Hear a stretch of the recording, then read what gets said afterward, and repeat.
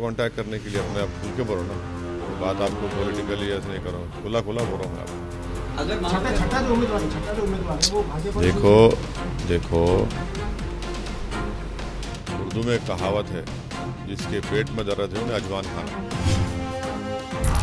मेरी मुफ्ती इस्माइल साहब से बातचीत हुई और कल रात में फारूक शाह साहब से भी मेरी गुफ्तगू हुई इस बारे में। दूसरी बात यह है कि ना महाविकास अघाड़ी से कोई हमसे बात नहीं किया, ना हमारे एमएलए से कोई कांटेक्ट किया।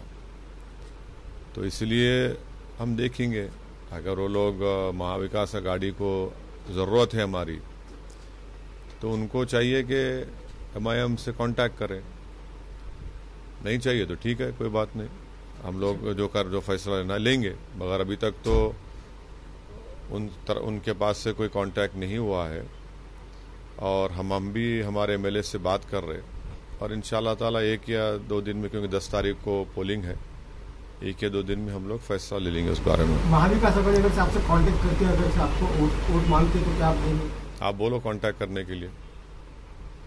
छठा जो उम्मीदवार है तो कांटेक्ट करने के लिए अपने आप खुल के बोलो ना, कोई बात आपको पॉलिटिकली ऐसे नहीं करो, खुला खुला बोल रहा हूँ मैं आप। अगर छठा जो उम्मीदवार है वो भाजपा। देखो उर्दू में कहावत है, जिसके पेट में दर्द है उन्हें अजवान खाना। समझे ना? अगर महाविकास आघाड़ी आपसे कांटेक्ट नहीं करते तो आप किसको देंगे? हम अभी देखिए, हम अपना फैसला लेंगे ना। हमारे को हमारा फैसला लेने का है। हमारे आज या कल में फैसला लेंगे हम लोग। हमारे मालेगांव में जो हमारे मुफ्ती इस्माइल साहब हैं, हमारे पार्टी लीडर हैं विधानसभा में, मेरी उनसे बातचीत हुई। वो मुफ्ती इस्माइल साहब से इम्तियाज जलील साहब भी बात किए, हमारे जो महाराष्ट्र के सदर हैं। और कल बहुत देर तक रात में मेरी फारूक शाह साहब से बात हुई और उनके दोनों विधानसभा के डेवलपमेंट के बारे में मेरी बात हुई। वहाँ भी डेवलपमेंट के इशूज़ है, तो ये सब चीज़ें देखते हैं क्या होता है। सर, महाराष्ट्र के जो मुख्यमंत्री उद्धव ठाकरे, उनकी कल औरंगाबाद में एक रैली है, जनसभा को संबोधित करने वाले हैं। आपकी क्या रिएक्शन है इसमें? अरे लोकतंत्र है, कोई भी जा सकता है जनसभा करने। मैं भी जाऊंगा औरंगाबाद को इंशाल्लाह, मेरी भी सभा होगी, हमारी पार्टी की सभा होगी। मोदी सरकार जब अरब देशों में इसकी रिएक्शन है तब कहीं जाकर कोई एक्शन हुआ, और अब जो एक्शन हुआ है काफी इसके लिए। देखिए 10 दिन के बाद जब अंग्रेजी टाइम्स नाउ चैनल पर बीजेपी के नेशनल स्पोक्सपर्सन ने प्रॉफेट मोहम्मद सल्लल्लाहु अलैहि वसल्लम को इंसल्ट करने की कोशिश की, तो उसके 10 दिन के बाद प्राइम मिनिस्टर प्रधानमंत्री नरेंद्र मोदी रिएक्ट करते हैं। 10 दिन तक क्यों रिएक्ट नहीं करे? आपके ही चैनल्स ने मेरे भिवंडी के भाषण का दिखाया था कि मैंने प्राइम मिनिस्टर से अपील की थी, रिक्वेस्ट किया था कि आप देश के प्रधानमंत्री हैं, यहाँ पर 20 करोड़ मुसलमान रहते हैं, वो भारत के नागरिक हैं, आप अपने चीफ स्पोक्सपर्सन के खिलाफ एक्शन लीजिए। आप नहीं लिए। आप 10 दिन के बाद एक्शन लेते हैं। क्यों एक्शन लेते हैं भाई?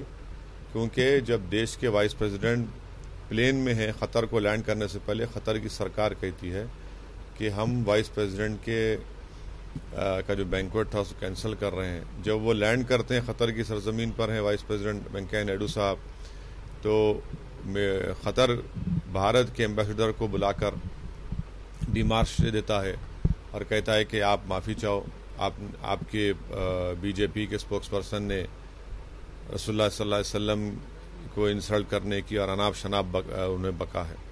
इससे बड़ी तकलीफ और तौहीन नहीं है भारत के लिए कि हमारा देश का वाइस प्रेसिडेंट एक फॉरेन कंट्री में है और उसी फॉरेन कंट्री के लोग जो मेज़बान भी हैं और हमारे एम्बेसडर को बुलाकर ये कहते हैं। तो अब तक 16-17 ममालिक ने इस पर अपना रिएक्शन दिया है। तो देश के प्रधानमंत्री को समझने की ज़रूरत है कि आपकी सरकार, आपकी पार्टी खुद भारत में अल्पसंख्यक समाज मुसलमानों के खिलाफ एक नफरत का तूफान आपने खड़ा कर दिया। आपने भारत के बाइज्जत मुसलमानों के खिलाफ एक जंग का ऐलान कर दिया। और इसी वजह से हम देखते हैं कि आप ही के नेशनल स्पोक्स पर्सन ने अनाप शनाप बकवास बकी। ये बिल्कुल, अगर ये कोई कह रहा है कि सिर्फ सस्पेंशन से काम हो जाएगा, नहीं। अगर बीजेपी ये मानती है कि इनके नेशनल स्पोक्स पर्सन ने, जो नेशनल एग्जीक्यूटिव कमेटी के मेंबर है, उन्होंने पार्टी लाइन से हटकर कहा है, तो उनको आप अरेस्ट करवाइए। ये क्या बात है भाई कि आप खाली सस्पेंड करके समझ रहे हैं कि नहीं, आप उनको अरेस्ट करवाइए, कानून को इस्तेमाल करिए। अगर कोई फेसबुक पर या ट्विटर पर या कोई वीडियो बनाकर नरेंद्र मोदी के ऊपर अनाप शनाप बक देता है, देश के प्रधानमंत्री, तो आप 24 घंटे में अरेस्ट कर लेते उसको। और हमको सबसे बड़ी तकलीफ इस बात की है, भारत के मुसलमानों को, कि हम 10 दिन से कह रहे हैं, आप हमारी बात को सुनते नहीं, हमारी तकलीफ को, हमारी पीड़ा को नहीं समझते। मुसलमानों के लिए सबसे बड़ी चीज, सबसे महबूब चीज जो है, वो प्रॉफिट मोहम्मद सल्लल्लाहु अलैहि वसल्लम की जाते गिरामी है। उससे बढ़कर कोई चीज नहीं हमारे लिए। आप हम पुकार नहीं सुन रहे, आप कोई फॉरेन कंट्री के लोग इस पर बोलते हैं तो आप रिएक्ट करते हैं। भाई हमारी तकलीफ को आप क्यों नहीं सुनेंगे?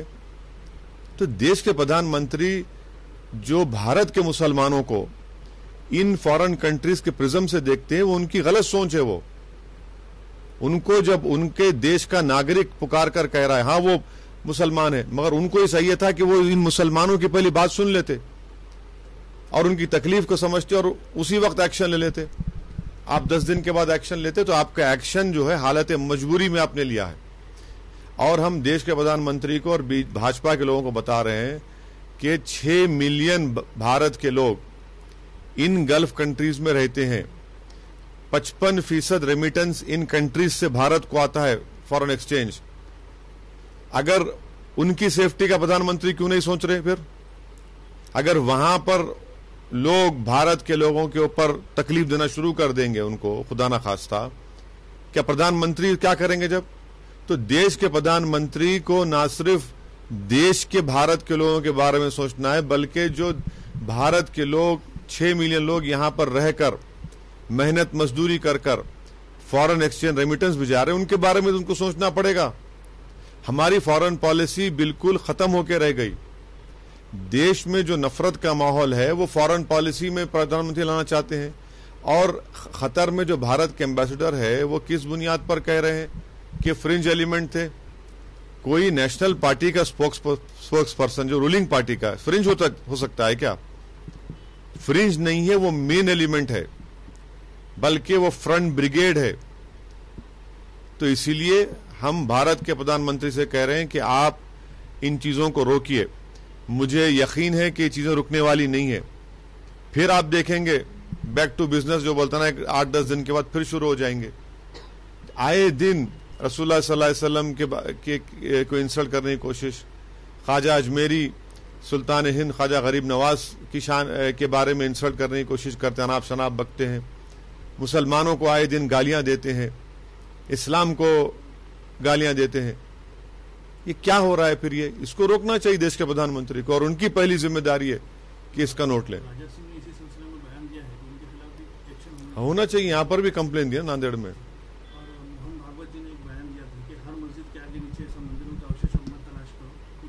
ये सब ड्रामा है, ये छोड़िए। मोहन भागवत का ये जो पिटिशनर्स गए ज्ञानवापी में, मथुरा में, क्या इनका ताल्लुक आरएसएस से नहीं है? इनका ताल्लुक आरएसएस से है। बजरंग दल बनाई गई 1984 में 3 मकसद के लिए, राम मंदिर के लिए, काशी के लिए और मथुरा के लिए। ये पिटिशनर्स को रोकिए ना फिर आप। ये तो आपके बंदे हैं पूरे, आप ही की आइडियोलॉजी के लोग हैं पूरे ये लोग। ये क्या बात है कि आप ये बोल रहे हैं कि अरे आपके पार्टी के लोग स्टेटमेंट दे रहे हैं। तेलंगाना का आपका बीजेपी का सदर कह रहा है कि मस्जिद खोदो, हर मस्जिद को खोदना पड़ेगा, उस पर क्या करेंगे आप? और मोहन भागवत साहब बार बार ये कहते हैं कि मुसलमानों के पूर्वज हिंदू थे। आपको कैसे मालूम भाई?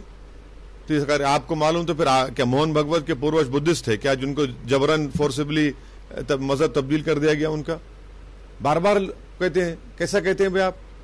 और कहते हैं कि इस्लाम आक्रमण करने वालों की तरफ। इस्लाम आया केरला में, ट्रेडर्स की वजह से आया, उलेमा की वजह से आया, सूफियों की वजह से आया, और भारत की बल्कि पूरे बरसगीर की पहली मस्जिद तो केरला में बनी, और जिसका मिनिएचर रेप्लिका जो है भारत के प्रधानमंत्री नरेंद्र मोदी सऊदी अरब के बादशाह को दिए।